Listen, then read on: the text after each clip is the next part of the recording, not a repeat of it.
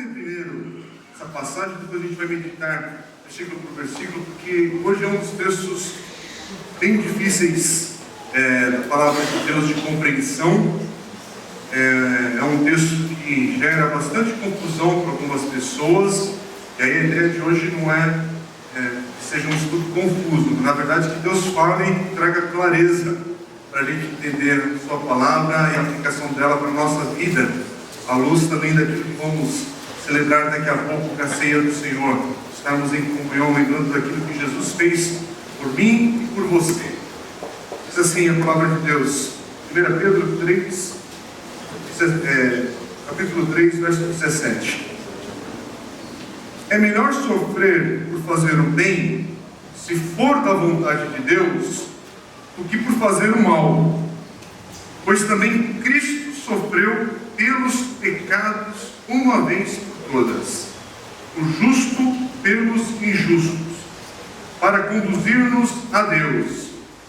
Ele foi morto no corpo, mas vivificado pelo Espírito, no qual também foi e pregou aos espíritos em prisão, que há muito tempo desobedeceram, quando Deus esperava pacientemente nos dias de Noé, enquanto a arca era construída.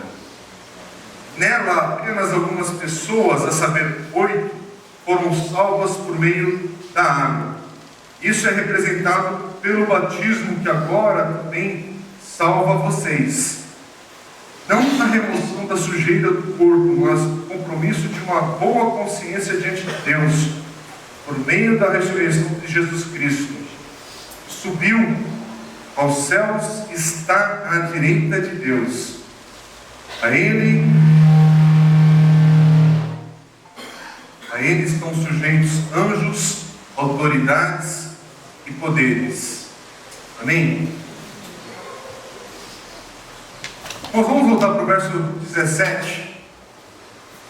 Pedro aqui começa dizendo assim, e à luz daquilo que Pedro já vinha dizendo nesta carta, ele vai dizer: é melhor sofrer por fazer o bem, se for da vontade de Deus, do que por fazer o mal.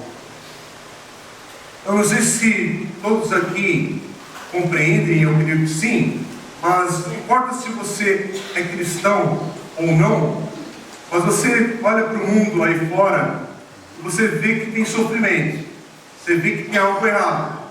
Não é só quem está dentro da igreja que enxerga isso. Tanto é que nesses últimos dias e semanas estamos vendo coisas ao nosso redor que nos assustam, que nos amedrontam, sim, traz temor ao nosso coração, receio de dias que estão por vir no mundo e aqui na nossa nação.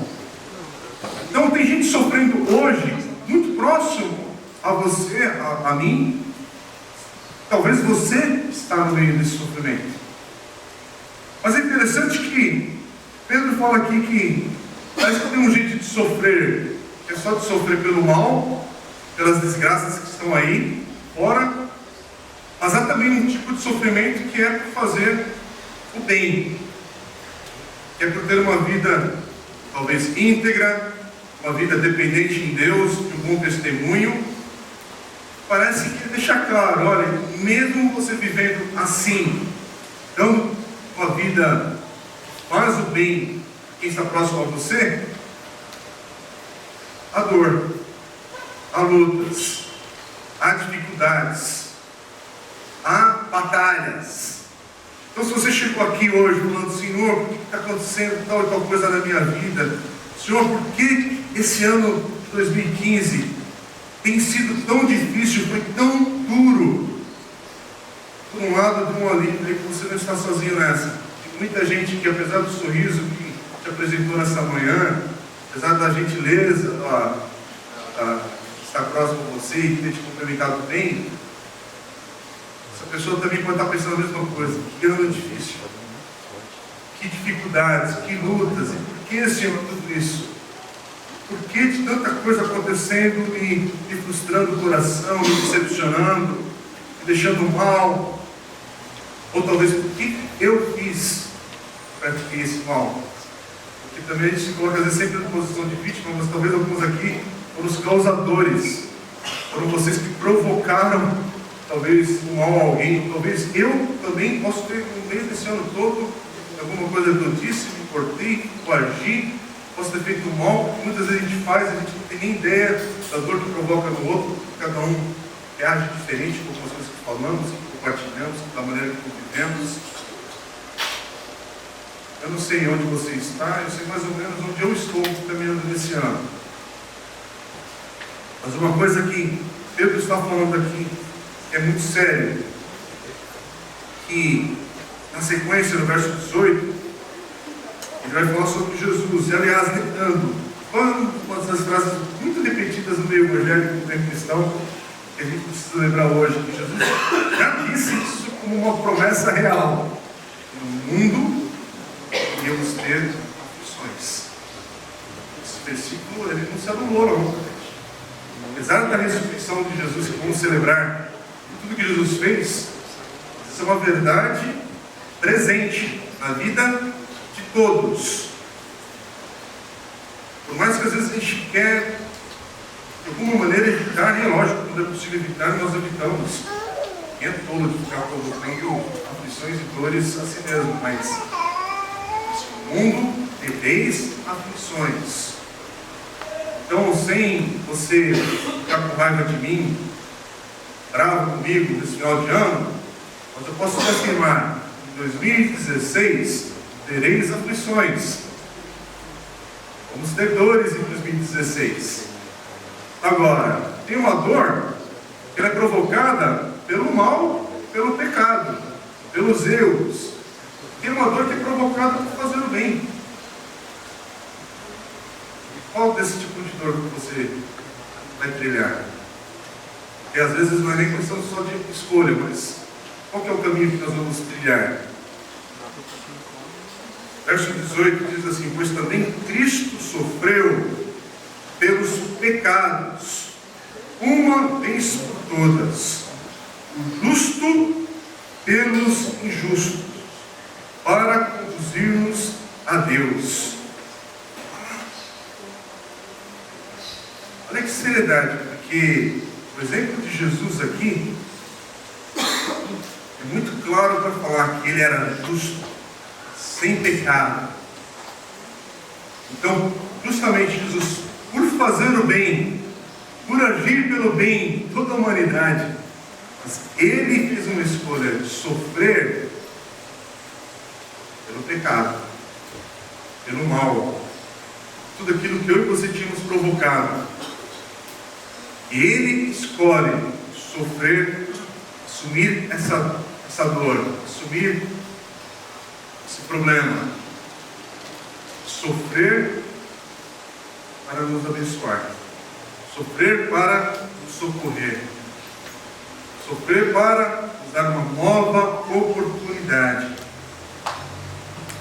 Esse versículo é interessante porque Pedro está falando, primeiro, que Jesus sofreu uma vez. Jesus já pagou o que tinha que ser pago pelo pecado. E Paulo nos lembra falando que o salário do pecado é a morte. Então é muito sério a condição que está o mundo aí fora. Essa condição podre, de mal, de maldade que está aí fora, tem um preço. Tem um preço sério. Não é à toa, não. É tão sério que teve que ser pago com a morte de Jesus, com a entrega dele na cruz. Então o salário do pecado é a morte. A gente não pode esquecer disso. A gente está vivendo dias de muita blasfêmia. A palavra é essa mesmo: blasfêmia do nome de Jesus, do sacrifício de Jesus. A gente brincando com a seriedade do que Jesus fez por mim e por você. E Jesus fez uma vez por todas. Ele derramou o seu sangue, nos purificou de toda a injustiça, nos deu uma nova oportunidade. E esse versículo aqui ainda nos dá uma dica, que é o justo pelos injustos, para conduzir-nos a Deus. é interessante, irmãos, esse conduzindo-nos a Deus é para nos lembrar também que um dia haverá julgamento. Um dia estaremos diante de Deus. E alguns serão conduzidos por Cristo até a presença de Deus, mas lavados, justificados, santificados, e aí sim, glorificados. Eu tenho repetido muito aqui na igreja sobre essa ordem, porque eu vejo que hoje tem muita confusão na mente das pessoas sobre o que o Espírito Santo está fazendo na vida daquele que é discípulo de Jesus, que é novo, que é nascido de novo, e é por ausência, às vezes, de entender tudo isso, que às vezes a gente não entende o que está acontecendo com a nossa vida, às vezes hoje, nos dias difíceis que estamos. E eu acho lindo que esses textos a gente não pode saltar essa parte assim, bela de fazer o estudo expositivo da palavra de Deus, porque tem alguns versículos que a gente enfrenta, lê e não fica escolhendo, picotando aí, sabe, misturando o texto só para agradar a gente ter um dia legal e agradável apenas. A gente lembrar a seriedade da obra de Jesus por cada um de nós. E para lembrar que um dia haverá julgamento. Mas uma coisa é você chegar nesse dia de julgamento conduzido por Cristo, e outra sem o selo de Cristo, sem o Espírito Santo de Deus na tua vida. Eu estou falando sobre isso porque talvez para você hoje é dia de salvação na tua vida, na tua história. Você que pensa que ser justificado em Deus é apenas fazer o bem, é apenas fazer boas obras. E não, você talvez seja uma pessoa boa, bacana, legal, dentro do nosso contexto. Mas diante de Deus você precisa de um Salvador. Eu preciso de um Salvador. Essa é a mensagem do Evangelho. Todos nós, não importa quão certinho você pensa que é, tão bom filho você pensa que é, mas no final das contas entender, eu preciso de um Salvador na minha história e na minha vida. A palavra de Deus diz que esse Salvador é Jesus Cristo. Esse Salvador é Jesus. O batismo que nós celebramos semana passada aqui na igreja, que a grande maioria dos que estão aqui já passaram, já fizeram seu testemunho do batismo, é isso, é lembrar que você precisava de um Salvador, que você precisava de alguém que redimisse a tua vida, a tua história. É por isso que, irmãos, quando a gente vê alguém se batizar, é para a gente vibrar com a pessoa, se alegrar, regozijar, porque você vai se identificar no seu testemunho também, que um dia você passou pelas águas, lembrando daquilo que Jesus fez por você, a tua história. E hoje, nessa última ceia do ano, que vamos celebrar aqui como igreja, a gente possa trazer à memória o que Jesus já fez por mim e por você. Esse alto preço que Ele pagou. Essa obra que Ele fez uma vez por todas. Você é salvo e é salvo até o fim. Por causa de Jesus, não é por causa do teu mérito. É por causa de Jesus que eu tenho essa certeza. Jesus morreu por mim. O sangue dele pagou tudo que eu precisava fazer para ter a graça de Deus. A graça de Deus já me alcançou em Jesus. Os dias são difíceis, os dias são maus, mas a graça de Deus me basta. Eu tenho que viver sobre essa palavra. E é sobre essa palavra que eu tenho que viver também, lembrando que a minha identidade está em Jesus. Porque, gente, semana passada eu pisei na bola. Semana passada eu errei no meu falar, no meu procedimento com a D, com a Laura, como pai, ensinando, às vezes corrigindo da maneira errada. Eu errei talvez com algum amigo, talvez com alguém aqui na igreja. Nesse ano de 2015, com certeza eu errei com alguém que está aqui no nosso meio. Nesse ano de 2015, com certeza eu errei em pensamentos, errei em conduta, no trânsito, então nem vou falar aqui para não escandalizar mesmo. Com certeza, né? Acabei de falar como é que eu saí corrido hoje de casa, né? Com certeza eu errei. Mas a minha identidade hoje, eu preciso lembrar daquilo que Jesus fez, quem eu sou em Cristo. Então eu não apego naquilo que aconteceu, nos erros que aconteceram no passado. Aliás, esses erros do passado, se eles ainda estiverem vivos agora, eles trazem a nossa memória para a gente se corrigir. pedir perdão a quem nós ofendemos, a manifestar amor, graça, reconciliação, mas não para anular o que Jesus já fez por mim uma vez por todas. Uma vez por todas, perdoado em Jesus, você é perdoado em Jesus. E novamente, quando eu falo sobre isso, aqui não é licença para ninguém pegar essa palavra e sair fazendo besteira na rua, porque eu estou falando para o teu amadurecimento, para que você cresça numa certeza, porque se você caminha com Jesus, a tua vida é transformada dia a dia, os seus valores são transformados dia a dia também. Tem coisas que você vai aprendendo, você vai se distanciando, por causa da obra do Espírito Santo na tua vida. Porque novamente, seguir a Jesus significa também a gente se anular nossa carne, nossa vontade, nosso eu. Mas de novo, gente, isso não é esforço, isso é obra do Espírito Santo, na minha e na sua vida. É obra do Espírito Santo que vai falando através da sua palavra e nos moldando, nos transformando.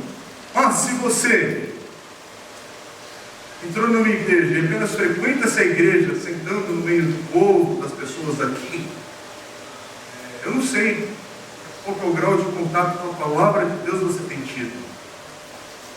Então, algumas coisas que vão acontecendo na minha e na sua vida tem muito a ver com aquilo de alimento que a gente vai recebendo e fortalecendo a nossa vida. Porque eu estou muito assim, mas quando a gente começa a conversar, cara, você não para um segundo da tua história para aceitar a palavra de Deus, de ouvir o Espírito Santo através da sua palavra, não através do pregador. Está entendendo? Porque não, eu escuto rádio, estou escutando aí, é um perigo, porque você escuta muita coisa hoje em dia na rádio, não é um bom sinal de maturidade cristã, não. Às vezes a maturidade cristã é mudar de estação de rádio para receber coisas melhores, mas tudo bem. Mas o problema não é esse, o problema não é ficar ouvindo pastor A, B, C, D, E, Igreja Batista, Penteca, isso, aquilo, outro. Não tem problema não. Agora a questão é você na palavra de Deus. O Espírito Santo de Deus dia a dia tem falado ao teu coração. E aqui, quando eu estou falando isso, não é para você sair se afundando na cadeira porque você não pega a palavra de Deus, não lê isso, aquilo, outro. Não, é só para colocar aí a ficha. Que o Espírito Santo de Deus fale ao teu coração, te traga exortação. Que é assim, é a vida com Deus. A vida com Deus é ir à sua palavra. A vida com Deus é ir aos pés de Cristo através da sua palavra. E orarmos a Deus através da sua palavra.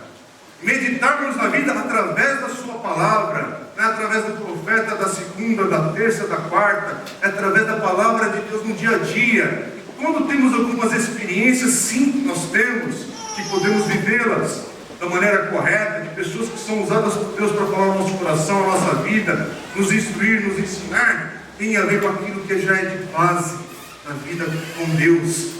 Caso que o Espírito Santo de Deus fala com todo aquele que tem o seu Espírito, com todo aquele que é nascido de novo, e lembrando a toda hora, Cristo fez por mim, pois foi uma vez por todas. Foi uma vez por todas, eu sou perdoado por Jesus. Meu passado, o meu presente, o meu futuro está perdoado na obra de Jesus. Tudo aquilo que Ele fez na cruz. Gente, é por isso que a cruz é loucura. A cruz é uma coisa absurda. A graça é absurda. A graça é algo extravagante, irmãos. É algo fantástico. E olha que lindo. No verso 18 ainda vai continuar dizendo: Ele foi morto no corpo, mas vivificado pelo Espírito.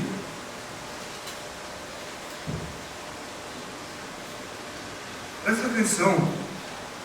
Esse é o Espírito Santo que Jesus prometeu viria e veio para nos habitar. Novamente, você nasceu de novo em Jesus. Você tem essa nova vida em Cristo, você tem o Espírito Santo de Deus. É esse Espírito. Deus Cristo. A vida novamente.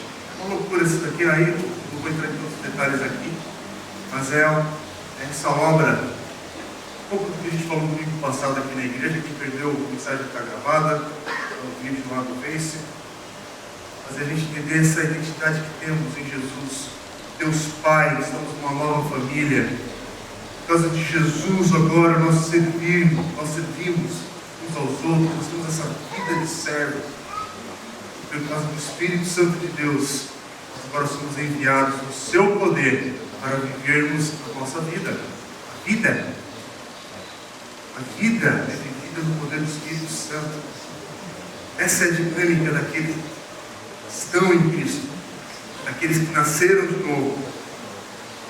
Agora o verso 19, deixa eu ler o verso 18 novamente para entrar nesse versículo, que é um dos versículos mais difíceis da Bíblia.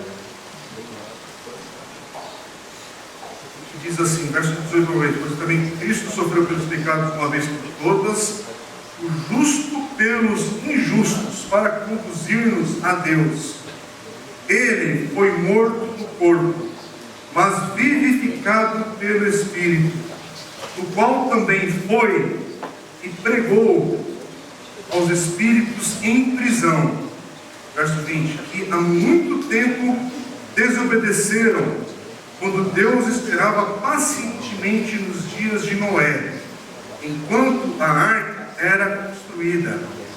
Nela, apenas algumas pessoas, a saber, 8, foram salvas por meio da água. E isso é representado pelo batismo, que agora também salva vocês. Não a remoção da sujeira do corpo, mas o compromisso e pela graça que estaremos para recebê-lo aí no ano que vem aqui na comuna. E olha o que o pastor Shed fala no comentário que ele tem em 1 Pedro. Ele tem um livro chamado Nos Passos de Jesus, e falando desse versículo, vou ler o que ele comenta.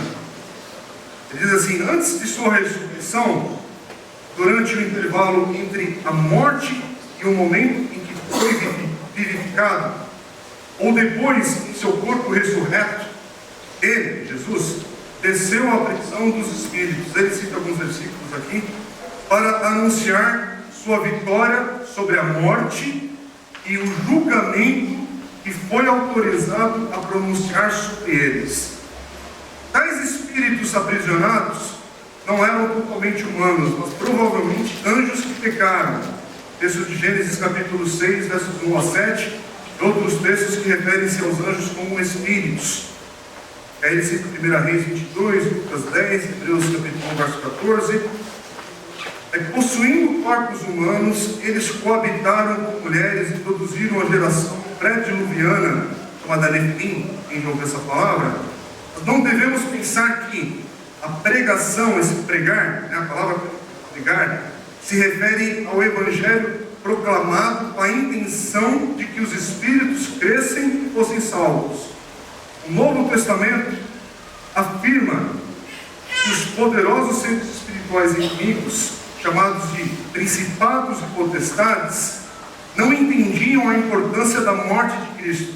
Se tivessem compreendido, jamais teriam crucificado o Senhor da glória. Ele cita 1 Coríntios 2,8 e Colossenses 2,15. Contudo, é importantíssimo que esses poderes elementares conheçam que Jesus Cristo é vitorioso e juiz.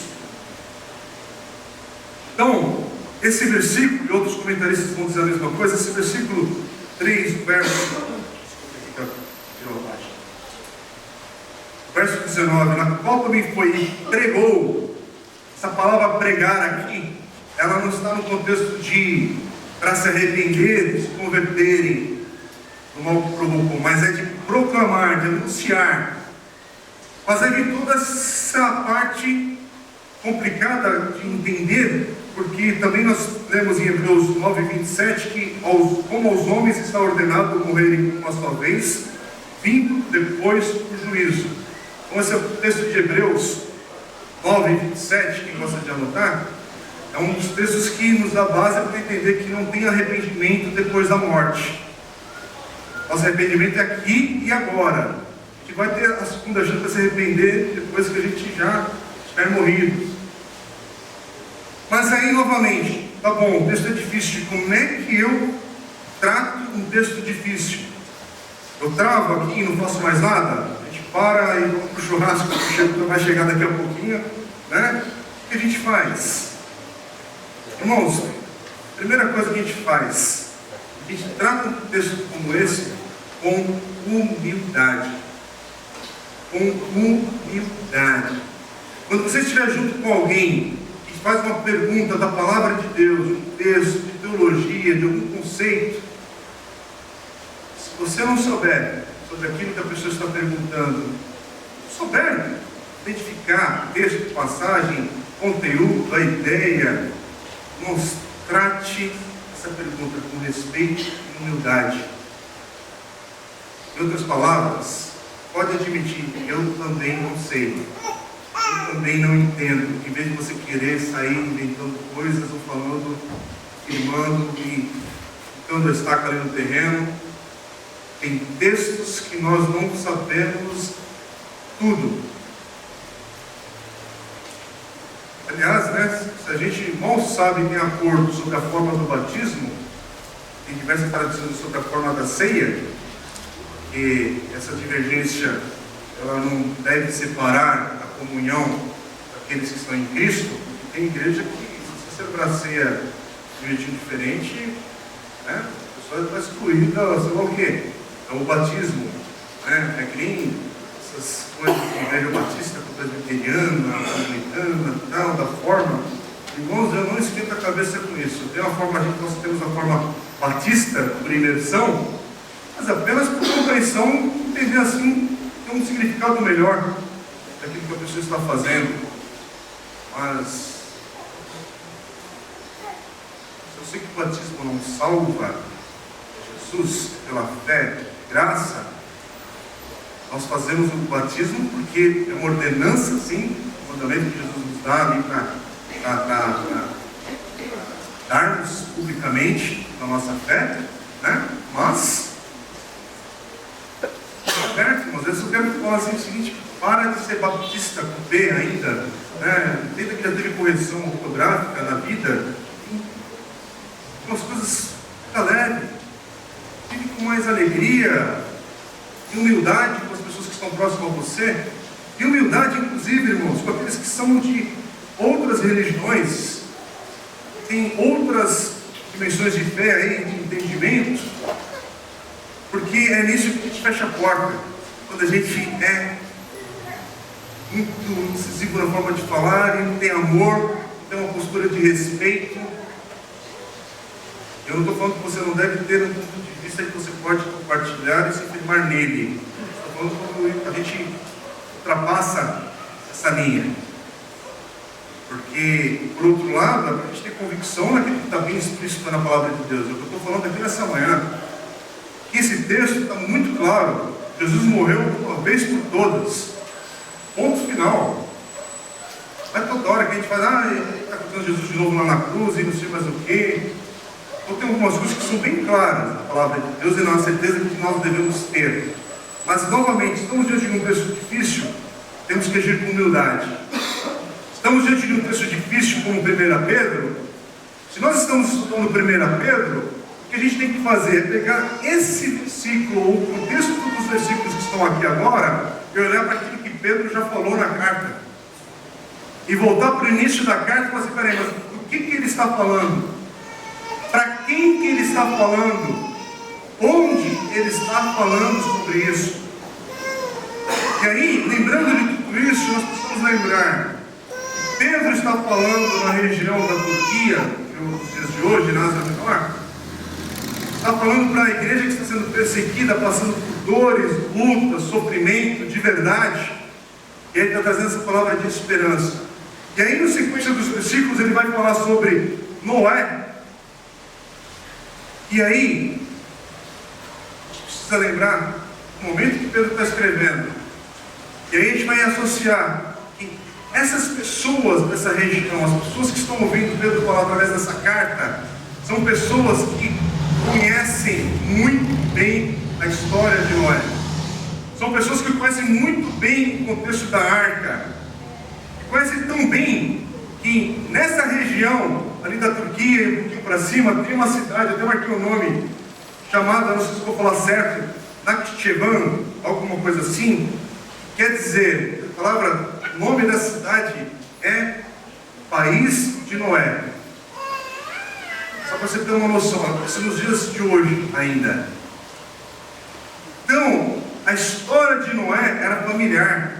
A história da arca, da salvação da família de Noé, através da arca, está viva na mente dessas pessoas.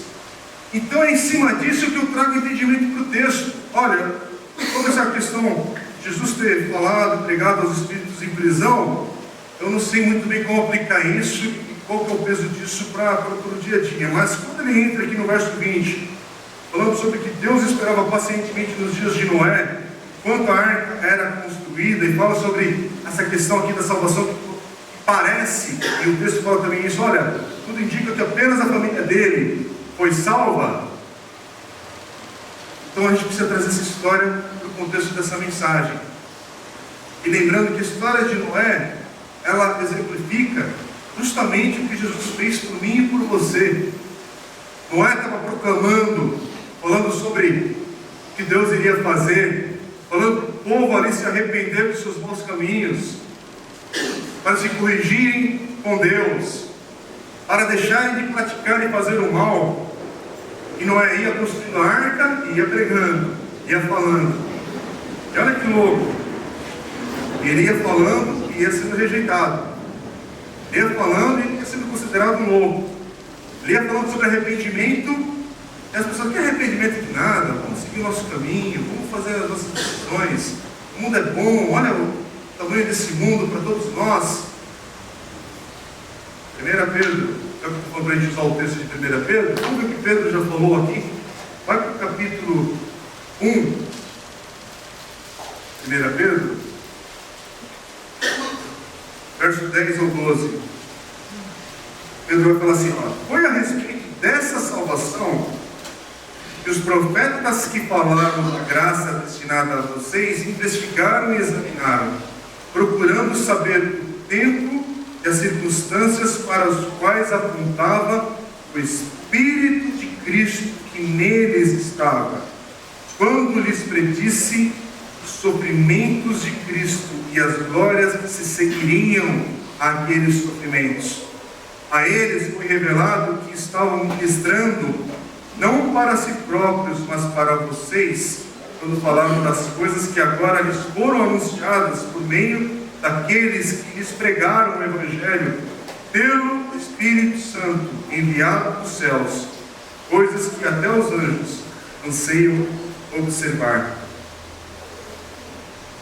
Em outras palavras, quando Pedro está falando aqui de Noé, que Noé, ele estava falando ao povo de sua época pelo Espírito de Cristo, pelo Espírito de Deus. Ele estava falando sobre uma mensagem de arrependimento e sendo rejeitado. Isso aqui também traz um pouco de luz para nós nos dias de hoje, para a aplicação na nossa vida, irmãos. Quando você está falando sobre o amor de Deus e a salvação em Jesus e a palavra de Deus, parece que você está sendo rejeitado. E essa rejeição não tem a ver se você está falando bem ou mal. Tudo bem, lógico que muitas vezes a gente sabe que a gente não está sabendo explicar ou falar tal, mas a princípio não é você que está sendo rejeitado, não é você que está falando com lucidez ou com, sabe, com conteúdo, com, sabe, pílulas, não é isso que salva, porque a obra da salvação é o poder de Deus através da nossa vida. E a obra é do Espírito Santo que convence, que transforma, que salva, que regenera. O novo nascimento é uma obra do Espírito Santo. Então, a princípio, quando nós falamos e a rejeição daquilo que é falado, as pessoas não têm transformação na vida, presta atenção que Noé passou por isso. Presta atenção que outros profetas de Deus passaram por essa experiência e eles tinham o Espírito Santo de Deus em suas vidas. Mas essa obra, quem está recebendo, também é uma obra do Espírito Santo de Deus e é um mistério. Aí entra uma parte que nós não temos como ter a resposta. Novamente, temos dificuldade para entender como Deus faz isso, como que convence ou não uma pessoa ou outra. Por mais que você leia trocentos livros, eu já li, acredite nisso, já li vários livros de vários pensadores, e aí é interessante que cada livro que você termina, você vai mudando de opinião. Né? Você começa com uma, você vai mudando, muda, e pega um cara que fala que todos os anteriores também estavam errados, aí você vai falar, e é a vida, você está vivendo agora. O que não muda é a certeza que Jesus viveu comigo. Jesus fez a obra dele, e alguns entendimentos de texto que são mais fáceis, irmãos. Porque tem alguns crentes que querem dizer que a gente entende tudo 100% da palavra de Deus sem dificuldade. Hoje a palavra tem mais de um foco aqui. Uma é trazer humildade para a nossa vida com Deus, em Cristo. Trazer uma resposta para aqueles que têm ido para alguns textos e têm tido dificuldade. E aí identificar, a minha dificuldade é preguiça, ou a minha dificuldade é porque eu vou, medito e tenho dificuldade. Que assim como ninguém é cirurgião do cérebro, sabe, não se pode nem longe das palavras, né? Neurocirurgião no primeiro ano da faculdade de medicina, você também não vai ser um teólogo, um entendimento sistemático da palavra de Deus, um ano de convertido. Quando mais quando você tem 10 anos de frequência à igreja, ela não de vida intensa na palavra de Deus. Está me entendendo? Então, pega a ficha, pega a real, algumas das suas dificuldades tem a ver com falta de ritmo, de você intencionalmente ir a palavra de Deus estudar e querer crescer, mas isso não anula a aplicação da palavra de Deus. Então, o que eu quero trazer agora para nós, por que novamente Pedro está falando sobre isso, trazendo outra figura de Noé? Novamente, irmãos, qual que é a grande mensagem da história da arca de Noé? Não assim do filme que passou no cinema ano passado, tá? É aqui da Bíblia. Né? Qual que é a mensagem? Basicamente, é nos lembrar que nós precisamos de um Salvador. Nós precisamos de um caminho. Porque o mundo está mal. E é uma palavra, é uma mensagem de arrependimento. Olha, volte-se para Deus. Irmãos, essa mensagem aqui é impressionante como tem a ver com agora. Até porque Pedro ainda vai concluir aqui, que é o versículo que eu já li para os irmãos, para associar essa história de Noé com o batismo. E novamente, apesar do versículo aqui falar do batismo como salvação, quer ver? Verso 20, né? Verso 21. Isso é representado pelo batismo que agora também salva vocês. Ele usa essa expressão, mas novamente, aqui é uma figura de linguagem que ele está usando, porque à luz daquilo que ele já falou, e Paulo já falou, nós sabemos que nós somos salvos pela fé em Cristo Jesus e somos justificados em Jesus. Mas o batismo representa essa salvação. Quando nós vemos uma pessoa identificando com Cristo, passando pelas águas, é essa mensagem, o recado que ele está passando. Eu nasci de novo. Eu quero dar esse testemunho para minha família, para os meus amigos, para a sociedade, para quem puder ver. Eu nasci de novo. Jesus agiu na minha vida. Jesus é o meu Salvador. É isso que nós fazemos com alegria. Com alegria. Então, quando você vai para as águas, você vai com essa certeza. Eu quero testemunhar o que Jesus fez por mim. E essa mensagem tem a ver com isso. Quando Pedro está anunciando, falando de Noé, isso é para contar o quê? Nós precisamos de um Salvador. Irmãos, vamos trazer bem para agora e vamos participar da ceia do Senhor agora, nesse momento. Eu levo com nossa seriedade o momento que nós estamos passando como nação, talvez trazendo um contexto muito mais do nosso núcleo familiar, tua família, teus problemas, e aí novamente nessa dimensão, a nossa nação, esses dias difíceis, não leve na brincadeira o que está por vir. Nós estamos vivendo dias tensos e nós não temos ideia dos desdobramentos disso. Nós temos uma malignidade sobre todas as esferas públicas do país e também das esferas da sociedade privada, porque o homem precisa de arrependimento. O pecado está em toda parte. A corrupção é mais do que financeira, é uma corrupção moral, da degradação do homem sem Deus. E precisa ser pregada nos dias de hoje, irmãos, uma mensagem de arrependimento. Volte seus olhos para Deus. Que Deus tenha misericórdia da nossa família, do nosso país, do mundo que nós estamos vivendo esses dias. Tanta calamidade, tanta história. Eu que esse texto nos ajuda a lembrar. Todos nós precisamos de um Salvador. E a esperança é apenas Jesus Cristo. É apenas Jesus. Só Jesus. Só Jesus. Mudar de igreja talvez vai te trazer uma nova decepção. Chegar aqui na comunidade, agora você acertou uma igreja que tem uma comunhão legal, um cafezinho gostoso, isso aqui e outro. Mas pode ser que na caminhada também você se decepcione com alguma coisa. Ou talvez a gente se decepcione também com a sua história, com alguma coisa. E aí a gente falha, a gente pisa na bola.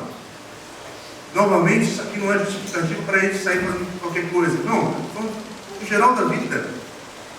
Você vai mudar de emprego, vai ter um chefe pior, ou você vai se tornar um chefe pior. Né? É muito lindo falar do outro, né? Vamos falar do nosso coração. Eu sei do meu. Se eu não for aos pés de Cristo todo dia, pedindo, Senhor, é pelo teu Espírito Santo que eu vou viver o dia de hoje. Gente, o potencial de fazer besteira é muito grande em mim. Eu não sei em você, mas em mim é muito grande. Se eu não estiver diariamente aos pés de Jesus e lembrar, o Senhor, meu Salvador. O Senhor é a minha esperança. O Senhor é o único caminho. Só o Senhor. Só o Senhor. Por isso que a ceia do Senhor não é brincadeira. Não é uma brincadeirinha só de pegar o pão, o cálice, a gente... Cheers, né? Faz um pão gringo aí. Não. A seriedade que está nisso aqui tudo. O que Jesus fez por mim, a minha esperança que está em Cristo Jesus. Eu quero lembrar que está próximo a mim, eu quero celebrar junto sobre isso. Por isso, novamente, irmãos, muito lindo que Pedro termina esse texto, porque está justamente trazendo o poder da ressurreição de Jesus, para lembrar que Jesus venceu. Jesus venceu. Lembre-se de uma coisa, Jesus que está por vir, que virá, não é mais apenas a versão do Cordeiro de Deus que tira o pecado do mundo. Ele vai vir na versão do leão da tribo de Judá. Ele vai vir para dar um fim a todas as coisas tortas e erradas que estão neste mundo. Essa é a esperança que nós temos, irmãos.